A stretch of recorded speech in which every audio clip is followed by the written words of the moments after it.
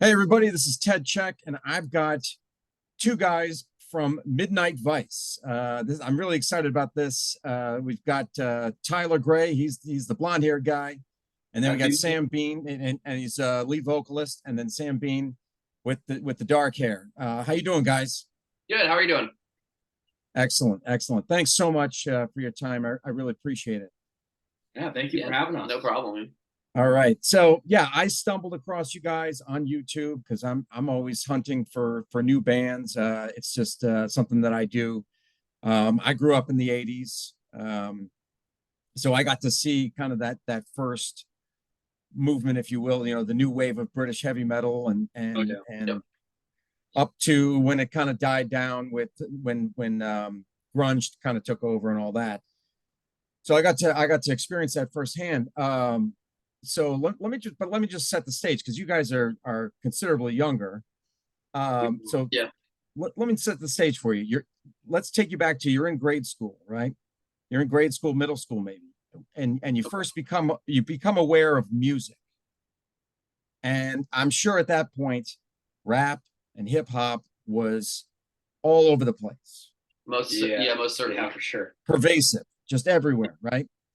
How is it that you discover rock and roll, hard rock, heavy metal, and you decide you're going to dedicate your lives to it, knowing that it's not the most popular? How did that all happen? You want to go first?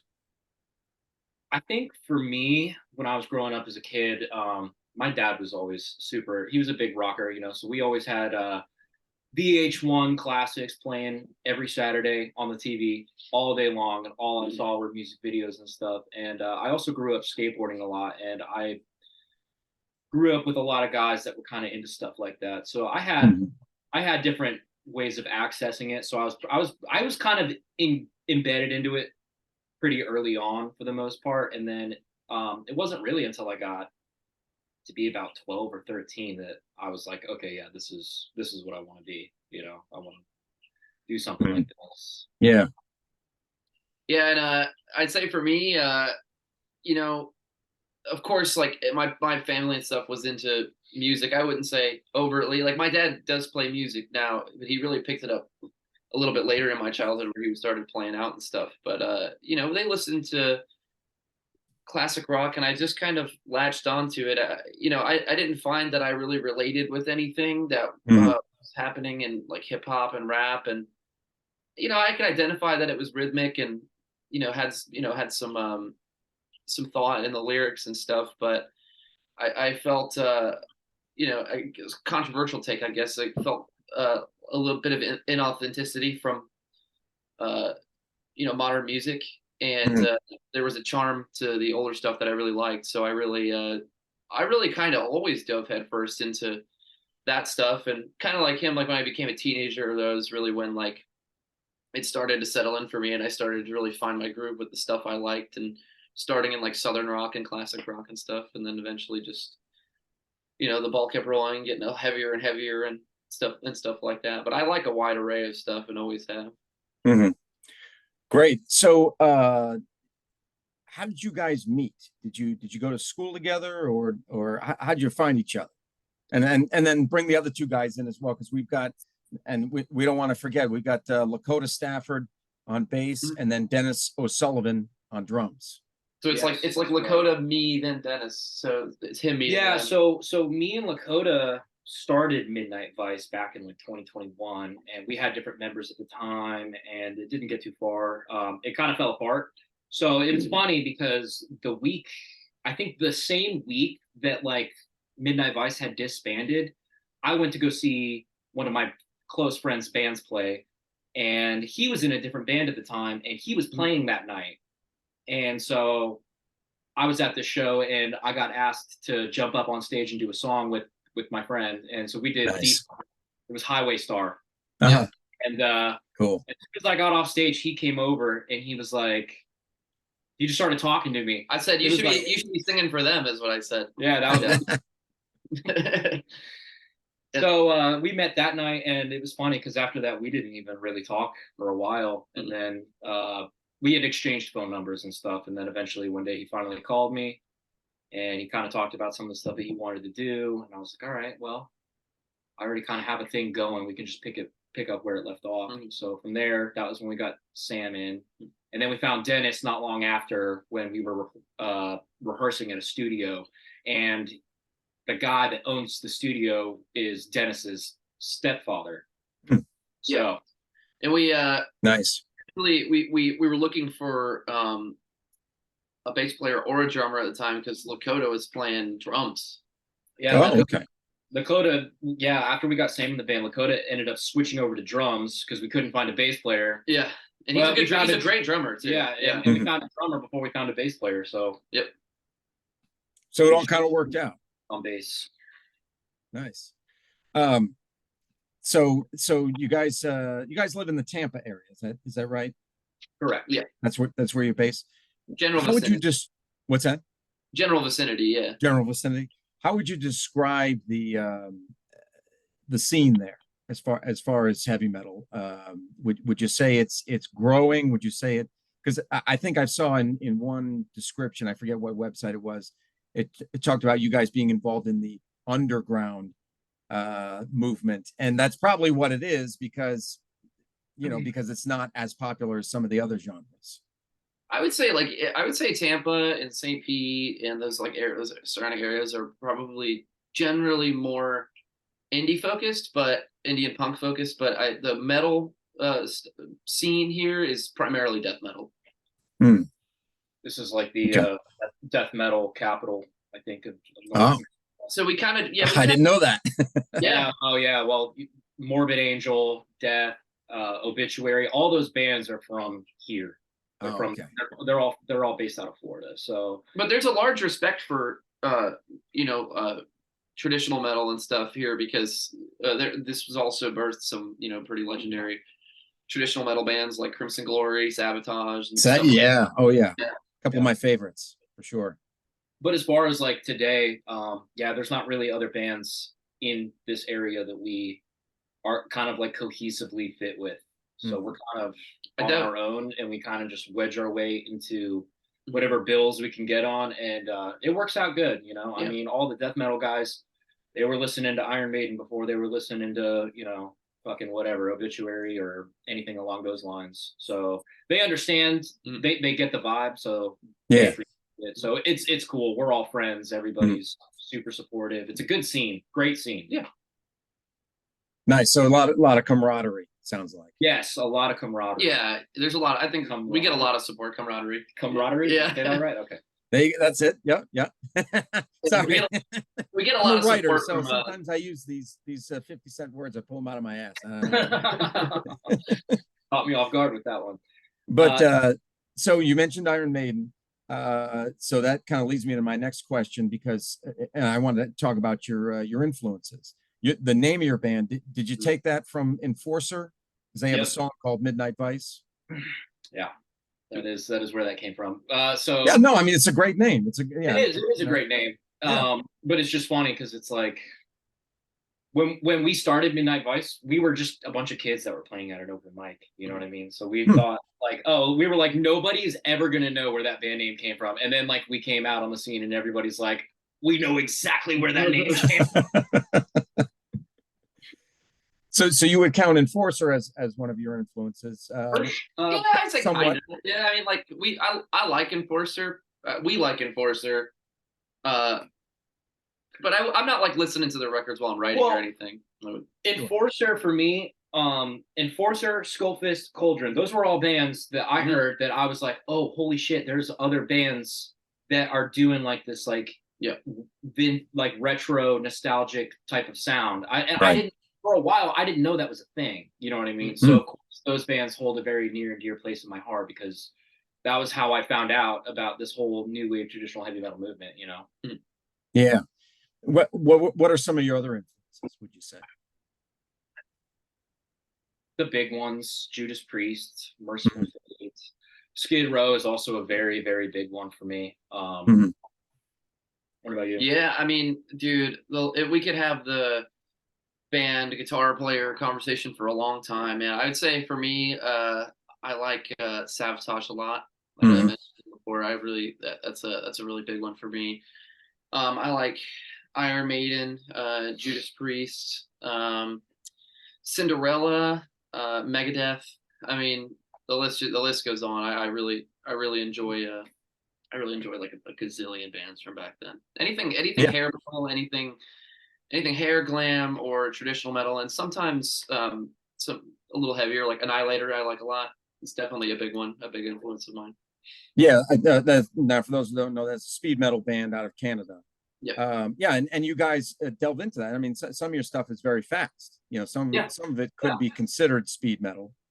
I think with the EP, with the sound that we established, I think a lot of the influences kind of bleed through because we're also like he was saying, we're big fans of glam metal too. You know, Yeah. we like Motley Crue, we like the the Love it. grittier Skid Row, Rat, all that stuff. You know, we're big fans of that, but we also do like Metallica, Megadeth, Sabotage, Merciful Fate. You know, we have a pretty wide array of influences. We're not really all that. We're not super picky about it.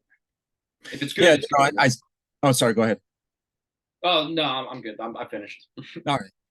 So I looked into, I guess probably some older footage of you guys when you were just doing covers, and yeah, and I saw Motley Crue, Sabotage, Riot, Megadeth, Wasp.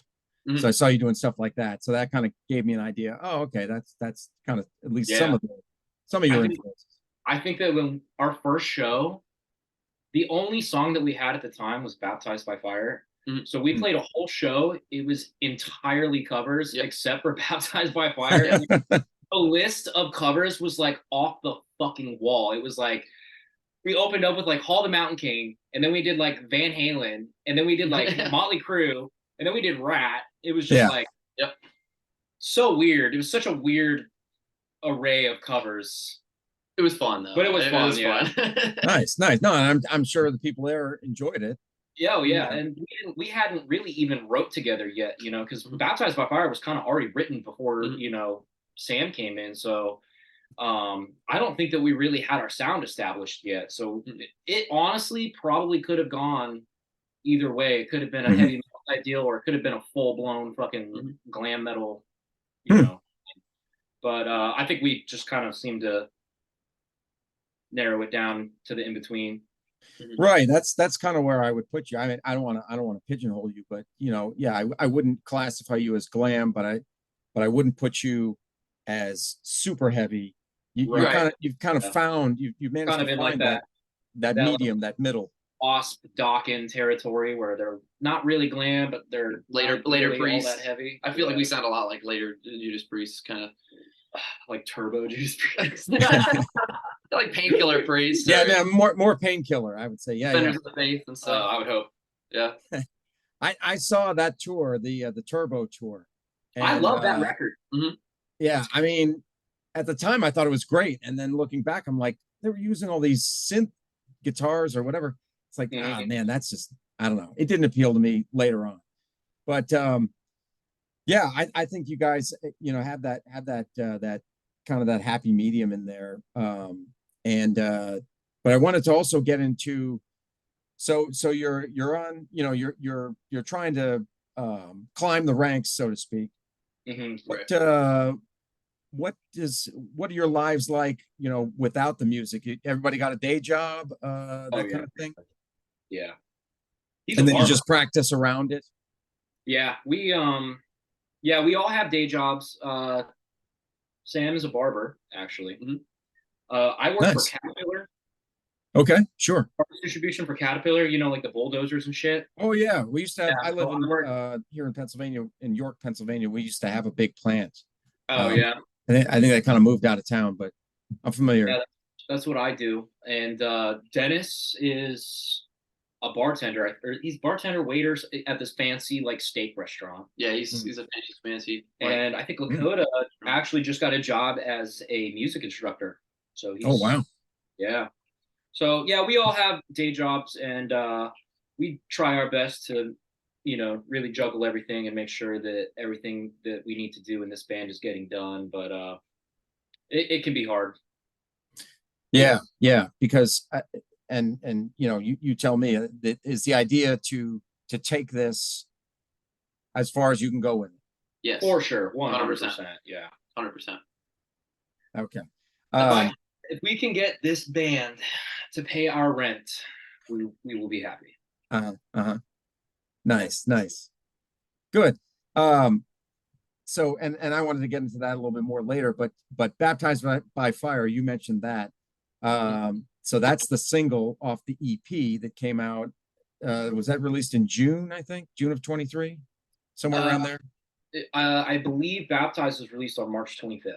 Oh, okay. And then the video came out. Mm-hmm. And I got to tell you, I'm really impressed with that video. That video could have been on Headbangers Ball back in the day, I feel. You know, with just the way that it's a pro shot video.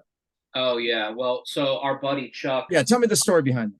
Yeah, our Chuck is a really good friend of ours. And he's just like the coolest dude. You know, he does all kinds of things, but cinematography is one of the many things that he does. So True Color Cinematography, if you're in Florida and you need a music video, that's where you need to go. But he understood the whole vibe that we were going for. Absolutely.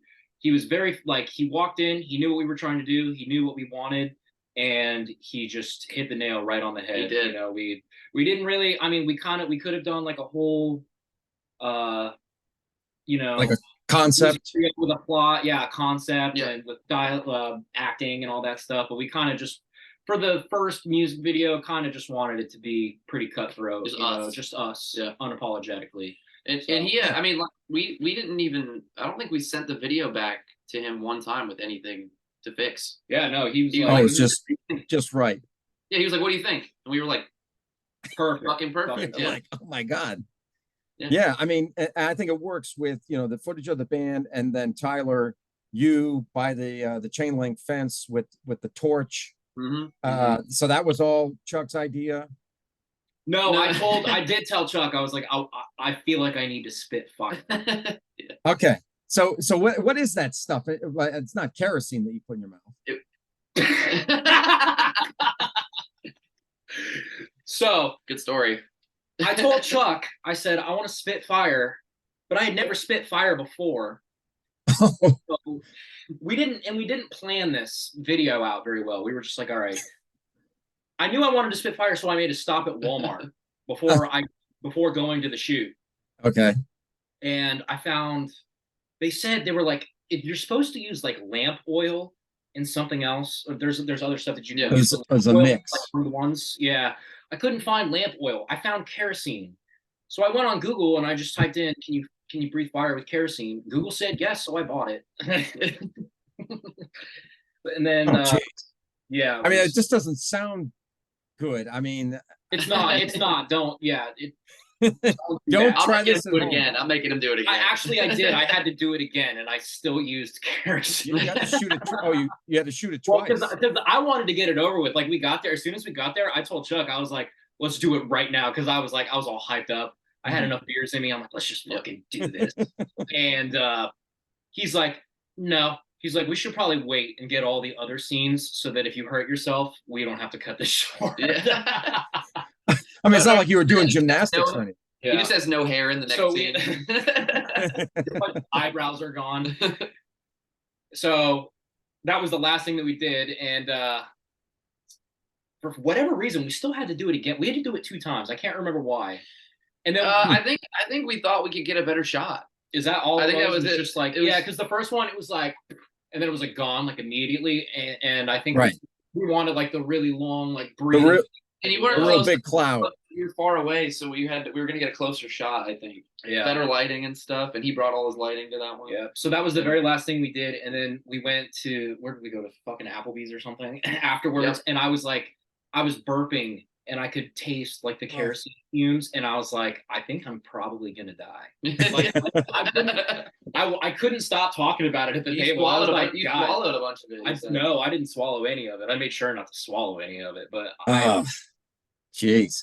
So, and probably, Tyler, no matter what you ate or drank, you were still, you know, burping that shit up, right? Yeah. Yeah, it took.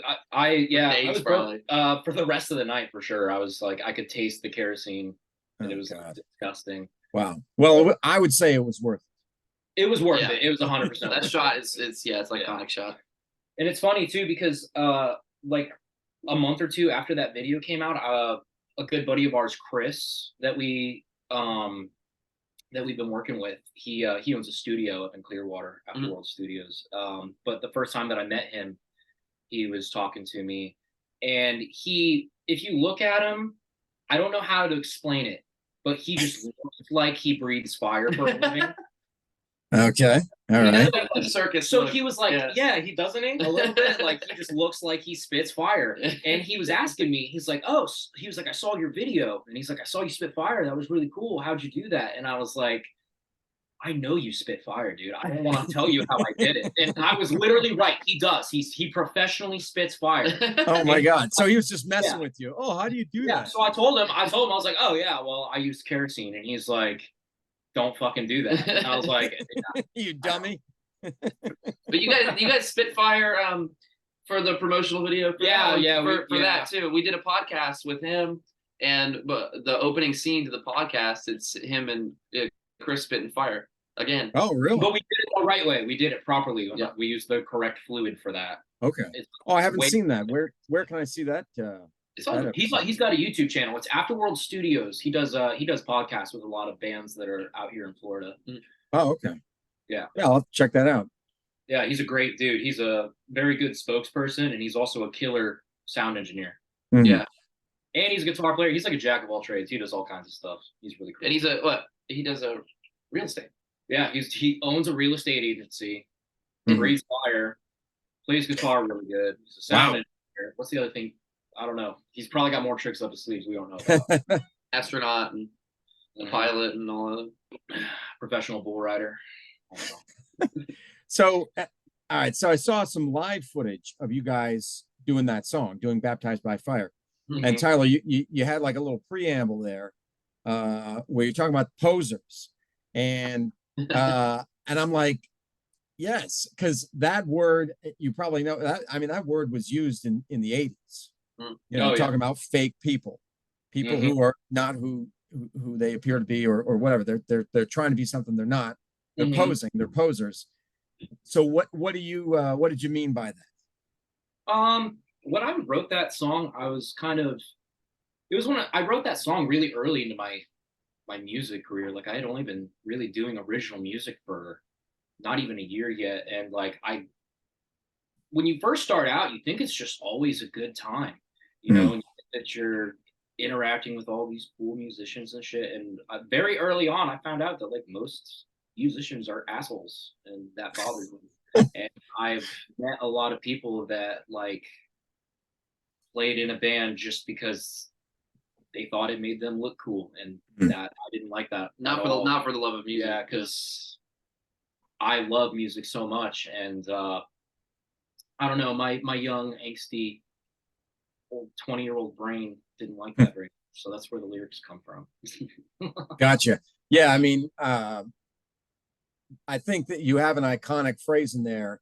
I want to watch you burn, or watch you burn. Gonna watch you burn. Yeah, I mean that just. I mean, I think that's a pretty iconic phrase, right? The whole point or the whole motive of the song, I guess, is just like, you want to take them under the fucking table, you know? I mean, you just do what you do and stay humble about it, and eventually you'll come out on top. You know, I think the people that know they're good are the ones that don't talk about how good they are. So, absolutely. And you know what? Something else I just realized in talking with you guys so far is it sounds like you're gathering together kind of a group of people around you that you can trust and that are very talented, you know, that can help you. I mean, obviously, you know, they see these people helping you see the benefit in it as well. It's probably I would guess I'm going to use another big word, symbiotic relationship. You know what I'm saying? But do you feel that way too? That you're kind of, you know, you're gathering these people together to help. A team of like, you know, friends and helpers and stuff to support us. And I mean, we all of our friends that we ever mentioned, we've worked with in one capacity or another. You know, all of our buddies, Chris included, Chuck, you know, all those guys. There's a lot of people that have helped us a lot and pulled a lot of strings for us and helped us move up, you know, to the next milestone, and like Mhm. we're eternally grateful for that. And Absolutely. we take everything as a blessing. We're just happy to be doing what we're doing, and seeing that people appreciate it. Absolutely. Nice, nice. So going back to the EP, was that a self-financed thing? You Yep. guys Yep. just kind of pooled your money and got the Day studio time? jobs covered that one. Hmm. So getting to like the future of things, what is the next step? You're looking at like a full length album? Yes, full length is Yep. coming up next. Okay. Hopefully, it's hard to put a date on it right now, but I'm thinking that it'll probably be finished by the end of this year. Mhm. I don't know if it'll be out by the end of this year, but if not, it would be early next year. Uh-huh. Yeah. Okay. Have you already started writing for it? Yes, yeah. Yeah, it's in the works right now. We're getting there. Actually, And then- I came here today to help Yeah. work on some of that. Yeah, so we're shooting to be in the studio hopefully here in the next couple of months. And the EP was great because it really laid down a good foundation for how we want to do it. We've already made all the contacts for, we know where to go for mixing, where to go for mastering, Yep. stuff Mhm. like that. We know how we're going to track it, Mhm. For everybody in the band. I mean, I think the EP for some of us was the first time we had ever been in a studio. I know it wasn't your first time. Yeah, I've been in a studio. a whole Lakota bunch had of been in the times. studio before. It was my first time ever in the studio, and I think it was Dennis's too.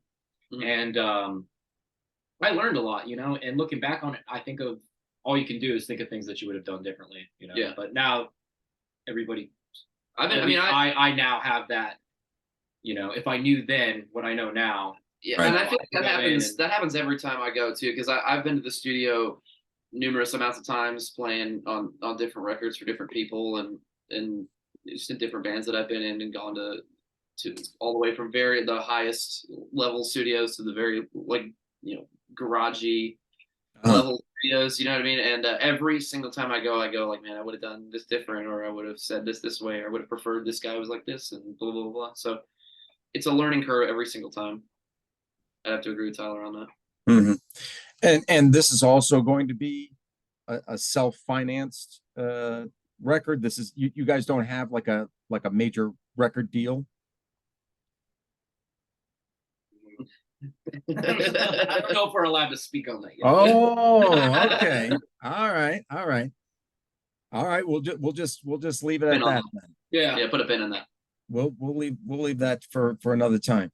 There you go. All right. So we got the full length album, and I've seen on your Facebook you're talking about a couple of gigs. You got like I don't know I guess you could call it like a festival almost that's happening in Chicago in a few months. Legions of Metal Fest. Legions of Metal. Okay. Yeah, Tell me about that.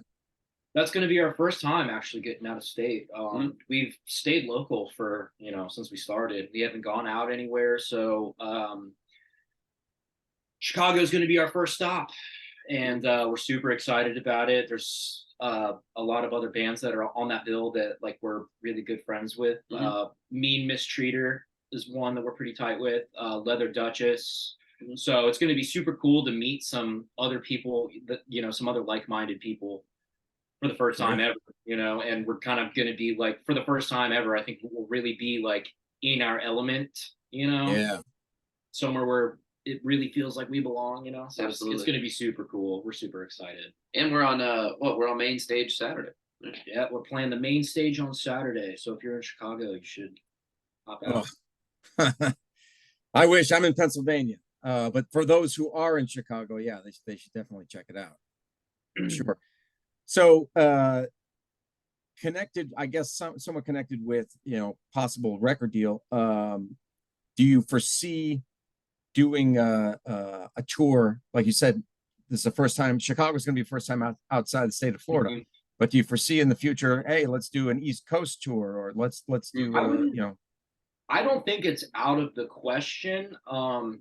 Personally, I don't necessarily think that we are established enough to do like a headlining tour. But we ended up going on tour with another band that had more of a following, and we were just on tour to support. I don't think that that's out of the question at all. I really see us though, to be honest, making more rounds over in Europe, probably. Okay. In my opinion, I feel like that's going to be a more like for fortuitous pathway for our band. It just kind of seems like the direction. The Europeans are a lot more appreciative of. Oh, absolutely. Yeah. Yeah, definitely. I've thought that Maybe too. in South America too is the same way, So Yeah. that's out of the question either. Yeah. I mean, it would be cool if, and I don't know why this is coming to mind, but if you're on whatever, hypothetically, if you're on a record label, and that record label might have a more established band, and like you were saying, Tyler, you go out and support them. Like back in the early '80s, it was Raven came over from the UK, and then Metallica opened up for them. Oh yeah, yeah. That I mean, that just I didn't see it, but yeah, Kill 'Em All for One. Yeah, I mean that must have been just an amazing tour. So something like that, that's kind of what I'm thinking of. Something along those lines, because they were all on the same, right? They're all on Megaforce Records at the time. Yeah.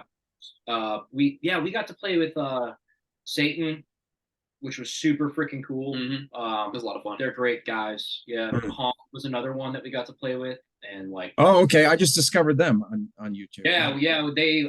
They stopped through Florida, and we played a show with them, and they're just like the coolest dudes we've ever met. Trevor is the freaking know all be all of this type. It's kind of his project. He does everything. Yeah, he does everything himself. He's and then he just hires musicians. Sorry, yeah, he sets all of his own stuff up. He does his own merch. He does his own records. He records all of his own shit. Super cool. Wow. And he had a lot. He had a lot of words of wisdom for us, and he kind of told us, things that we should expect. It's a lifestyle that we choose to, to embark on. Yeah. But Sam, yeah, I think you have a good point, and Tyler, you mentioned it too.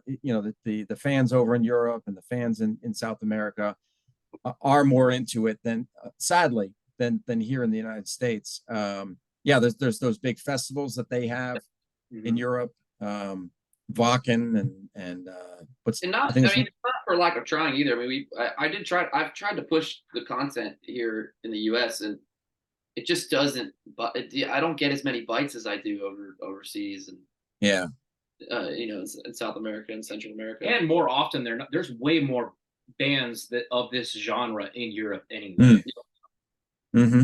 Well, I mean, I'm hoping, it's my hope, I'm trying to do my little part. Hopefully it catches on more here. I hope so too. I hope so. That's always what I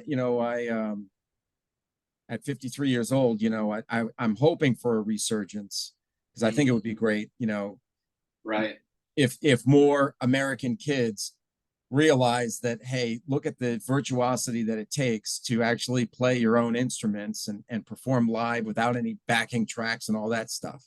Absolutely. 100%. I don't know. I'm hoping. So we'll see. But we'll see. But there's a couple of them out there, they're few and far between, but there's some good ones. Well, hopefully you find your way up here to Pennsylvania at some point. Yeah, sure. We'll make it up there one of these days. Yeah, because I've been to shows. I went to just a little club, a little like biker bar, to watch George Lynch, and I mean they had a packed house there. They probably had close to 200 people in it. Was it George Lynch and All or Nothing by chance?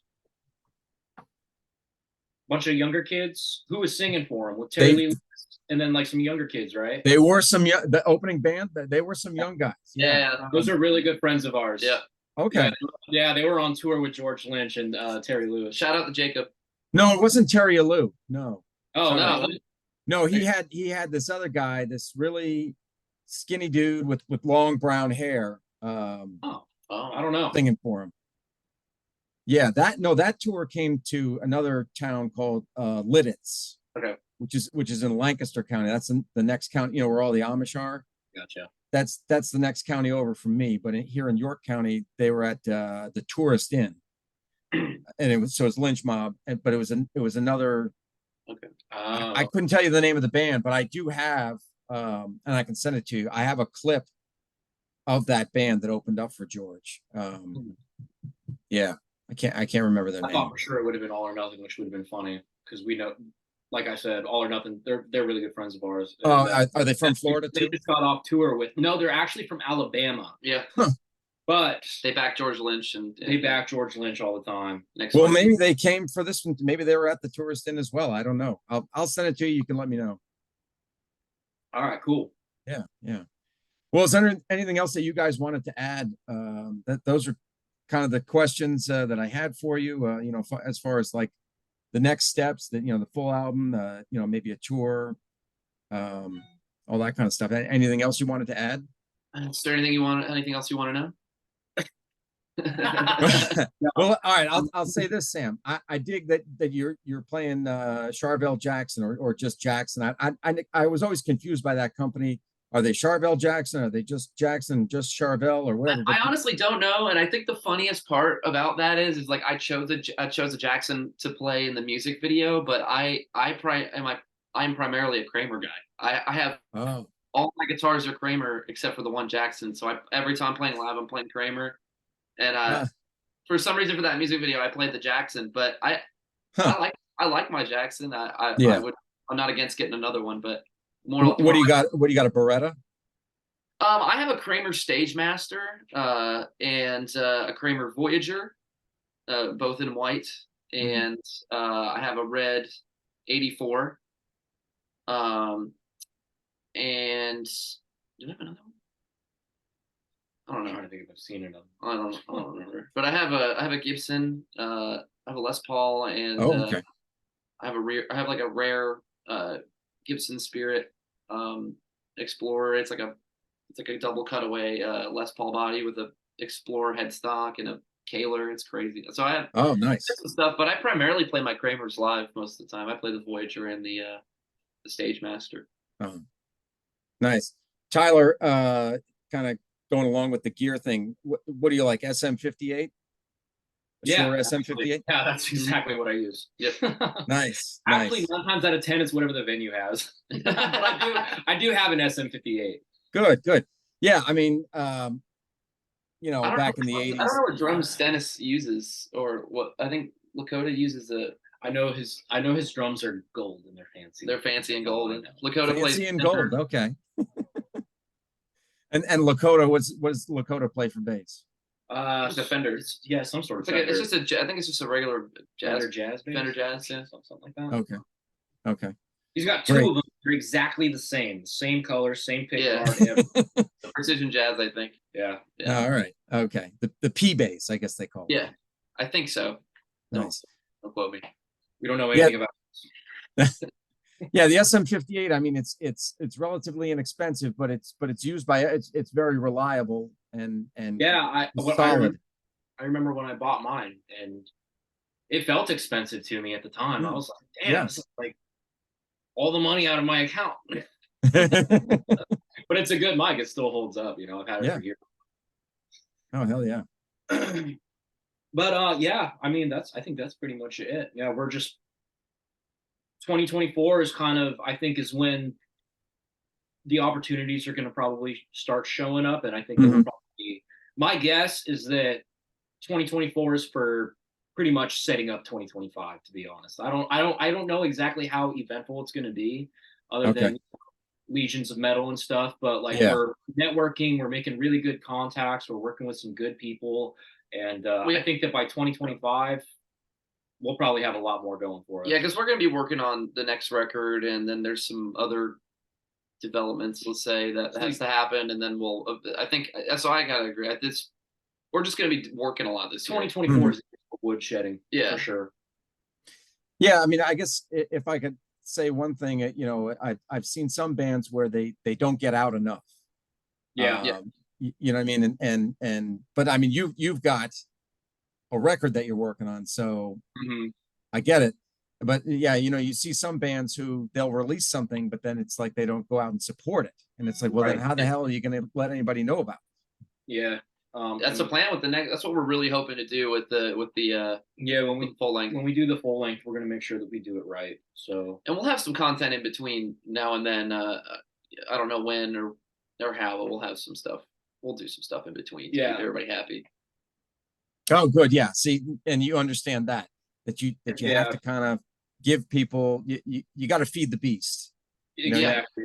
Try to stay in everybody's frontal lobes. Yep. You know.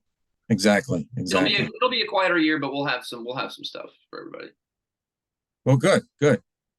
All right. Well, hey guys, I'll let you get going. All right. Thanks. Thanks so much. Hey, Ted, thank you so much for Yeah, having thank you, man. us. I appreciate it.